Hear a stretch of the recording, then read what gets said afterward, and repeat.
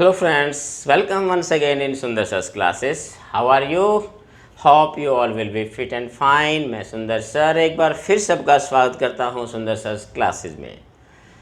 तो स्टूडेंट्स हमारी सीरीज़ को आगे कंटिन्यू रखते हैं। आज के इसमें इडियम्स और फ्रेजेस के पार्ट 2 के अंतर्गत आज हम कुछ और महत्वपूर्ण और इम्पोर्टेंट कुछ फ्रेजेस और इडियम्स के बारे में जानेंगे कि वही इडियम्स और फ्रेजेस हैं जो मोस्टली प्रीवियस एग्ज़ाम्स में रिपीटेड बार बार जो है वो पूछे गए हैं।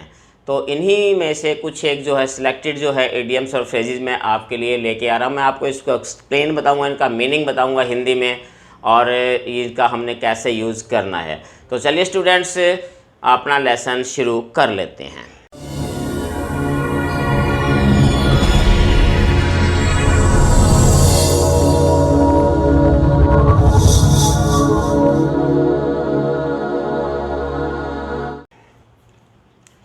बात अगर करें हम स्टूडेंट सबसे पहले की, तो पहला हमारा है एप्पल ऑफ डिस्कार्ड। बहुत ही इम्पोर्टेंट इडियम है ये एप्पल ऑफ डिस्कार्ड, जिसको इंग्लिश में बोलते हैं cause of quarrel. Cause of quarrel means झगड़े की जड़। जैसे कोई भी चीज़ हम लेते हैं तो उसके लिए जो बोलते हैं ये उन दोनों के बीच में कोई झगड़े की जड़ ये है, यानी कि झगड़े की रूट है या जिसकी वजह से कोई झगड़ा होता है, तो उसको हम बोलते हैं एप्पल ऑफ डिस्कॉर्ड या कॉज ऑफ क्वार्ल। नेक्स्ट हमारे पास होता है an axe to grind. An axe to grind English में बोलते हैं selfish motive. Selfish motive means एक स्वार्थी, तो हमारे पास मोटिव का मतलब कोई उद्देश्य होता है, स्वार्थपूर्ण उद्देश्य के लिए हम इसका प्रयोग करते हैं। नेक्स्ट में आता है इसमें at sixes and sevens. Sixes and sevens बड़े इंपॉर्टेंट इडियम्स है। Sixes and sevens in disorder. हमने कल एक मीडियम जो इडियम लास्ट जो वीडियो थी उसमें हमने देखा था apple pie order in a proper order, तो उसका बिल्कुल ये अपोजिट होता है at sixes and sevens in disorder, यानी इधर उधर बिखरे हुए कोई भी चीज़ है प्रॉपर ऑर्डर में नहीं होती है, उसके लिए हम लगाते हैं at sixes and sevens. Next में हमारे पास आता है अ बून इन डिसग्यूज। अ बून इन डिसग्यूज, बून का मतलब वरदान होता है, जैसे कि वरदान छुपा हुआ, तो इसके लिए कहते हैं अ बेनिफिट इन लॉस। इसका मतलब क्या होता है कि कोई नुकसान हुआ उसमें भी कोई लाभ होता है। अगर जैसे कोई नुकसान होता है, देखने में हमें नुकसान होता है बट रियल में उसका कोई बेनिफिट होता है, तो उसके लिए हम ये इडियम यूज़ करते हैं अ बून इन डिसग्यूज। नेक्स्ट में लेते हैं cut no ice. Cut no ice बहुत ही इंपॉर्टेंट इडियम है, जिसका इंग्लिश में मीनिंग होता है टू मेक नो इफेक्ट, यानी प्रभावहीन। जैसे हम कोई प्रयास करें किसी चीज़ का और वो सफल नहीं होते हैं, उस प्रयास का कोई प्रभाव नहीं पड़ता है, तो उसके लिए बोलते हैं हम कट नो आइस, यानी कि किसी भी चीज़ का प्रभाव ना पड़ना। नेक्स्ट हम लेते हैं odds and ends.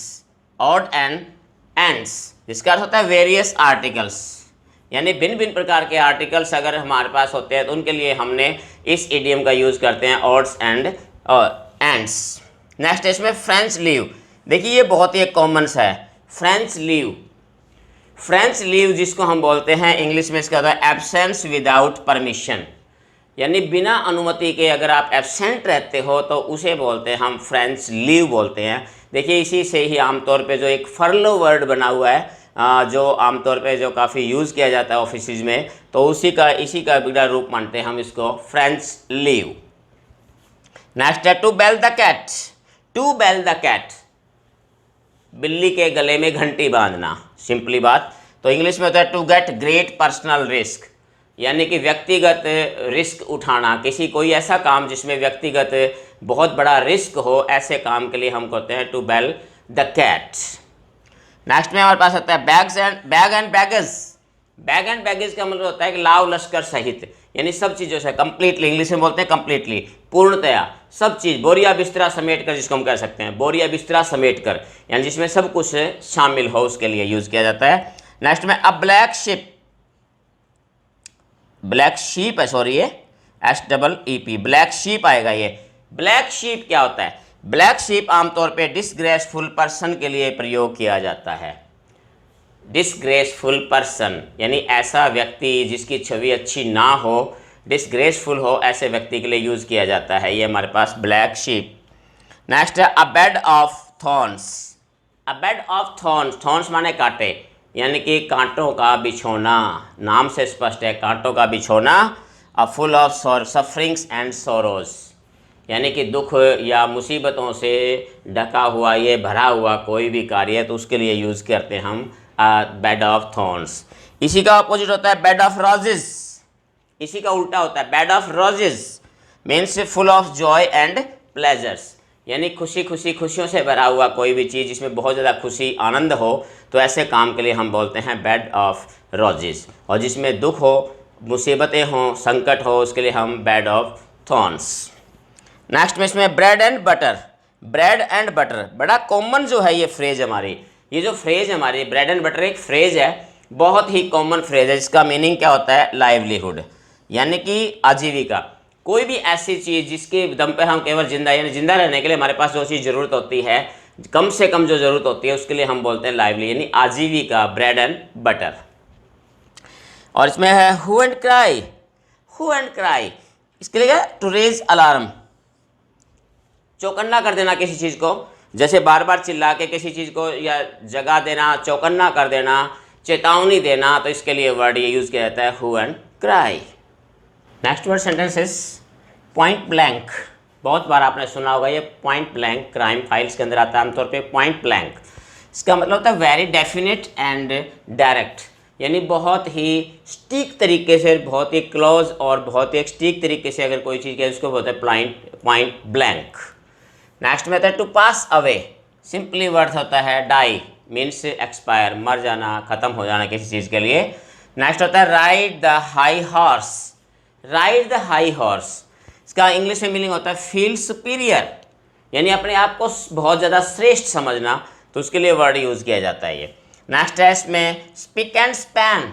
Spick and span, ये हमारी जो इडियम क्या आता है, नीट एंड क्लीन या टाइडी के लिए यूज़ किया जाता है, बहुत ही साफ़ सुथरी चीज़ उसके लिए प्रयोग किया जाता है ये। नेक्स्ट है out of the world. Out of the world, ये हमारे पास इडियम, इसका मीनिंग क्या होता है, एक्स्ट्रा ऑर्डिनरी, असाधारण, अद्भुत, जो हो साधारण से अलग होता है, एक्स्ट्रा ऑर्डिनरी। नेक्स्ट है take a hat off. Take hat off, English में होता है encourage.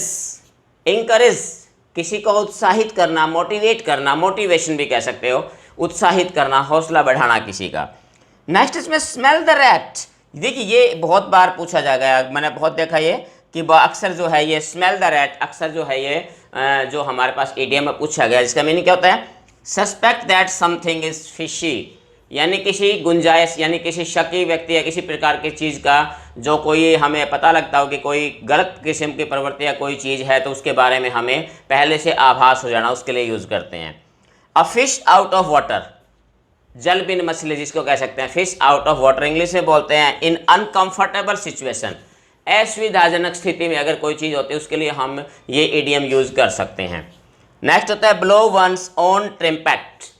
Blow once on trumpet, यानी अपनी कांख बजाना, अपनी बगले दबाना, यानी कि अपनी कांख बजाना जो है हिंदी में इसके लिए बोलते हैं, जिसका अर्थ होता है सेल्फ बोस्टिंग, अपने मियाँ मिट्ठू बनाना, जिसको हम कह सकते हैं हिंदी में अपने मियाँ मिट्ठू बनाने, अपनी प्रशंसा खुद करना, अपने बारे में डींगे मारना, उसके लिए ये इडियम यूज़ किया जाता है। नेक्स्ट है आइस ब्रेकिंग या ब्रेक द आइस।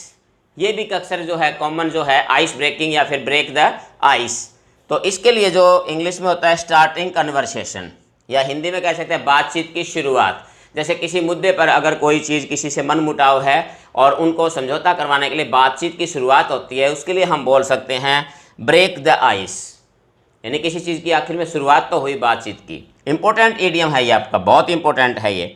नेक्स्ट है अ bolt from the blue. A bolt from the blue, English में इसको बोलते हैं अ कंप्लीट सरप्राइज, एक बेहद जो सरप्राइज कह सकते हो, हैरानी भरी कोई चीज़ है, उसके लिए वर्ड हम ये इडियम यूज़ करते हैं। नेक्स्ट में शो द वाइट फ्लैग, ये आपने कॉमनली सुना होगा, शो द वाइट फ्लैग, सफ़ेद झंडा लहराना। सफ़ेद झंडा किस बात का प्रतीक होता है, सरेंडर का प्रतीक होता है, सरेंडर, ठीक है, शांति का प्रतीक होता है। सरेंडर करने के लिए भी आप फ्लैग शो द, ये इडियम यूज़ करते हैं हम, show the white flag. Next में to throw dust in one's eye, बहुत ही कॉमन जो है ये आपका इडियम है, to throw dust in one's eye, आँखों में धूल झोंकना, हिंदी में इसके लिए बोलते हैं आँख में धूल झोंकना। सिंपली बात है टू डिसीव, किसी को धोखा देना, इसके लिए ये इडियम यूज़ किया जाता है। और लास्ट में देखिए इसमें है सैलड डेज। देखिए इंपॉर्टेंट, बहुत एक बड़ा सा नया सा इडियम आया गया, सैलड डेज। सैलड डेज के लिए क्या यूज़ करते हैं? एडोलसेंस। जो एडोलसेंस पीरियड होता है उनके लिए ये यूज़ करते हैं हम। जो एडोलसेंस पीरियड आपको पता है कि टीन एज जो पीरियड होता है एडोलसेंस, कि जिसमें ना तो बच्चा चाइल्डहुड से बाहर निकलता है और एडल्ट पूरा बना नहीं होता है, यानी एडल्ट और चाइल्ड के बीच की अवस्था जो है उसके लिए हम एडोलसेंस का यूज करते हैं। तो स्टूडेंट्स ये थी मेरी आज की वीडियो, और इसके अंदर भी मैंने लगभग आप आज के सामने 25 to 30 जो है ऐसे इंपॉर्टेंट फ्रेजेस और इडियम्स जो है मैंने आपके सामने एक्सप्लेन किए हैं, जो हर बार किसी न किसी 2, 3, 4 बार रिपीटेड बार जो है ना ये इडियम्स या फ्रेजेस जो है हर कॉम्पिटिटिव एग्जाम्स के अंदर पूछे गए हैं। तो स्टूडेंट्स उम्मीद करता हूँ कि लेसन आपको पसंद आ रहा होगा और आप लगातार इसी प्रकार से मेरे साथ बने रहिए। फिर मिलते हैं एक और नई वीडियो में नए टॉपिक के साथ। इसी प्रकार से हमारी जो वोकैबुलरी की जो सीरीज़ है ये हमारी लगातार चलती रहेगी, और इसी के अंतर्गत नेक्स्ट वीडियो में बहुत जल्दी आपके सामने लेके आऊँगा। तब तक आप इसका अभ्यास कीजिए। Have a nice day. Thank you.